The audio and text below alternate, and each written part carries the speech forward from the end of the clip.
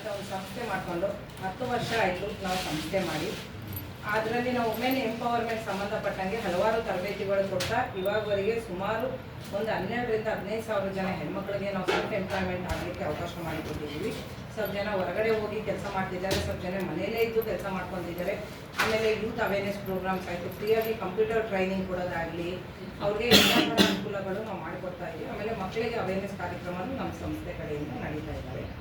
ಇದು ನಮ್ಮ ಚಿಕ್ಕ ಪರಿಚಯ. ಆಮೇಲೆ ಇವಾಗ ಏನು ಫೇವರಿಕೆ ಬಗ್ಗೆ ಹೇಳಿದರು, ಅದು ನಮ್ಮ ಮಾರ್ಗದರ್ಶಕರಾದ ಉಮಾಪತಿ ಸರ್ ಅವರೇ ಅದಕ್ಕೆ ಕಾರಣ ಅಂತ ಹೇಳ್ಬೇಕು. ಯಾಕಂದರೆ ನಾವಿಲ್ಲಿದ್ದೀವಿ, ನಮಗೆ ವಯಸ್ಸಾಗಿದೆ, ಇವರು ಓಡಾಡೋಕ್ಕೆ ಇವರು ಶಕ್ತಿ ಇದೆ, ಇವರು ಇಂಥವ್ರಿಗೆ ನೀವು ಪ್ರೋತ್ಸಾಹಿಸಿರಿ ಅಂತೇಳಿ ರಾಜ್ಯ ಮಟ್ಟದಲ್ಲಿ ನಮ್ಮನ್ನ ಕಳಿಸ್ಕೊಟ್ಟು ಇವತ್ತು ಬಳ್ಳಾರಿ ಈ ಕಡೆ ವಿಭಾಗ, ಕಲ್ಯಾಣ ಕರ್ನಾಟಕ ವಿಭಾಗದಲ್ಲಿ ಬಳ್ಳಾರಿ, ರಾಯಚೂರು, ಕೊಪ್ಪಳ ಇವು 3 ಜಿಲ್ಲೆಗಳಿಗೆ ನಮ್ಗೆ ಇನ್ಚಾರ್ಜ್ ಕೊಟ್ಟು ನಮ್ಮ ರಾಜ್ಯದಿಂದ ಈ ಹೋದ ವರ್ಷನೇ ಮೀಟಿಂಗ್ ಆಗಿತ್ತು. ಬಟ್ ಈ ವರ್ಷನ ಅದು ಆಚರಣೆಗೆ ಬರ್ತಾ ಇದೆ.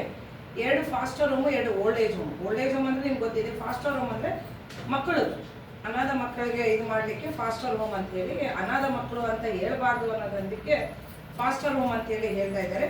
ಅಂತ 1-2 ಮತ್ತು 2 ಓಲ್ಡ್ ಏಜ್ ಹೋಮ್ ಮಾಡಲಿಕ್ಕೆ ಫೇವರ್ಗೆ ರಾಜ್ಯ ಒಕ್ಕೂಟದಿಂದ ಅದು ಡ್ರೀಮ್ ನೆಟ್ವರ್ಕ್ ಅಂತ ಹೇಳಿ ಒಂದು ಸಂಸ್ಥೆಯ ಮುಖಾಂತರ ಆ ಕಾರ್ಯಕ್ರಮವನ್ನು ಆಚರಣೆಗೆ ತರಲಿಕ್ಕೆ ಉಮಾಪತಿ ಸರ್ ಅವ್ರ ಕಡೆಯಿಂದ ಓಲ್ಡ್ ಏಜ್ ಹೋಮ್ ಅನ್ನು ನಾವು ಇದು ಮಾಡಲಿಕ್ಕೆ ಅಂತೇಳಿ ಇದು ನೋಡಿದ್ವಿ. ಇದರಲ್ಲಿನೂ ನಾವು ಒಂದ್ಸಲ ಬಂದು ಹಿರಿಯ ನಾಗರಿಕರ ದಿನಾಚರಣೆ ಮಾಡಿದ್ವಿ. ಬಂದಾಗ ನಾನು ನೆಹರು ಯೋಗ ಕೇಂದ್ರ ಮತ್ತು ಶ್ರೀ ಮಾತೃ ಮಹಿಳಾ ಮಂಡಳಿ ಅಂತೇಳಿ ಅವ್ರ ಜೊತೆಗೂಡಿ ಇಲ್ಲಿ ಹಿರಿಯ ನಾಗರಿಕರ ದಿನಾಚರಣೆ ಮಾಡಿ ಒಂದಿಬ್ಬರಿಗೆ ಸನ್ಮಾನನೂ ನಮ್ಮ ಸಂಸ್ಥೆ ಕಡೆಯಿಂದ ಮಾಡಿ ಹೋಗಿದ್ವಿ. ಬಟ್ ಇನ್ನು ಉಮಾಪತಿ ಸರ್ ಅವರು ನಮ್ಗೆ ಪರಿಚಯ ಇದ್ದಿಲ್ಲ. ಅದಕ್ಕಿಂತ ಮುಂಚೆ ಇವಾಗ ಸುಮಾರು 5 ವರ್ಷ ಕೆಳಗಡೆ ನಾವು ಇಲ್ಲಿ ಹಿರಿಯ ನಾಗರಿಕರ ದಿನಾಚರಣೆ ಮಾಡಿ ಹೋಗಿದ್ವಿ. ಅವ್ರ ಮುಖಾಂತರನೇ ಬಂದಿಲ್ಲಿ ನಿಜವಾಗ್ಲೂ ತುಂಬ ಖುಷಿ ಆಗುತ್ತೆ.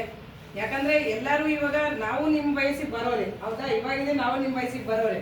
ಈ ಟೈಮಲ್ಲಿ ನಮಗೆ ಫ್ರೆಂಡ್ಸ್ ಅನ್ನೋದು ಈ ಥರ ಒಂದು ವಾತಾವರಣ ಸರ್ಕಾರದಿಂದ ಆಯಿತು ನಿರ್ಮೂಲನೆ ಮಾಡುವಾಗ ಅದನ್ನು ಮುಂದೆ ತಗೊಂಡು ಹೋಗೋನು ಇಂಪಾರ್ಟೆಂಟ್, ಹೌದಾ? ಆ ರೀತಿ ಉಮಾಪತಿ ಸರ್ ನೇತೃತ್ವದಲ್ಲಿ ಇಷ್ಟು ಜನನ ಇಲ್ಲಿ ಸೇರ್ಲಿಕ್ಕೆ ಕಾರಣಭೂತರಾಗಿದ್ದಾರೆ. ನಿಜವಾಗ್ಲೂ ಅವ್ರಿಗೆ ತುಂಬ ಹೃದಯ ಧನ್ಯವಾದಗಳನ್ನ ನಾನು ಹೇಳೋಕ್ಕೆ ಇಷ್ಟಪಡ್ತೀನಿ.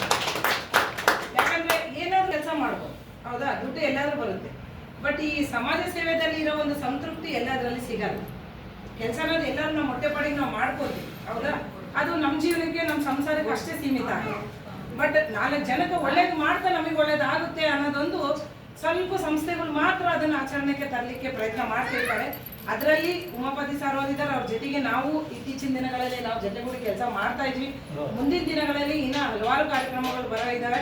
ನಮ್ಮ ಉಮಾಪತಿ ಸರ್ ಅವ್ರಿಗೆ ಓಲ್ಡ್ ಏಜ್ ಮಾಡಿದ್ರೆ ಅವರು ಕುರುಗೋಡಲ್ಲಿ ಸಾಕಷ್ಟು ಪ್ರಯತ್ನ ಮಾಡಿ ಒಂದು ನಿರ್ವಹಣೆ ಹಂತದಲ್ಲಿ ನಡೀತಾ ಇದೆ. ಅದನ್ನು ಇನ್ನು ಹಿಂದಿ ನನಗೆ ಅವರು ಅಲ್ಲಿಂದ ಫೋನ್ ಮಾಡಿದ್ರು, ಬೆಂಗಳೂರಿಂದ, ಗೌಡ್ರೆ ನಿಮ್ಮ ಜಿಲ್ಲೆಯಲ್ಲಿದ್ದ ಯಾರು ಮಾಡಿದ್ರು ಅಂತ ಕೇಳಿದಾಗ ನಾನು ಆಗ್ಬಾರ್ದು ನಾನು ಹೇಳೋದಾಯಿತು. ಸರ್ ನನಗೆ ನಾಲೆಡ್ಜ್ ಇಂಗ್ಲೀಷ್ ಐತೆ, ಹಿಂದಿ ಬರಲ್ಲ, ನಮ್ಮ ಮೇಡಮ್ ಭಾಳ ಯೂತ್ ಅದಲ್ಲ, ದಯವಿಟ್ಟು ಆಯಮ್ಮನ ಸೆಲೆಕ್ಷನ್ ಮಾಡಿ. ಅಲ್ಲ ಗೌಡ್ರೆ ನೀವು ಸೀನಿಯರ್ ಇದ್ದೀರಿ, ಅದೇ ಸೀನಿಯರ್ ಜೂನಿಯರ್ ಸಂಬಂಧ ಇಲ್ಲ, ಕೆಲಸ ಮಾಡೋದು ಒಂದು ಮುಖ್ಯ. ಯಾಕಂದರೆ ಇವಾಗ ನಾನು ಇನ್ಚಾರ್ಜ್ ಬಳ್ಳಾರಿ, ಹೈದರಾಬಾದ್, ಕರ್ನಾಟಕ ಇನ್ಚಾರ್ಜ್ ಮಾಡೋದು ಅಂತ ಹೇಳ್ತೀನಿ ಅವ್ರಿಗೆ. ಯಾಕಂದರೆ ಈಗಾಗಲೇ ಡೆಲ್ಲಿ ಒಂದು, ಬೆಂಗಳೂರಿಗೆ ಒಂದು, ಎಲ್ಲಿ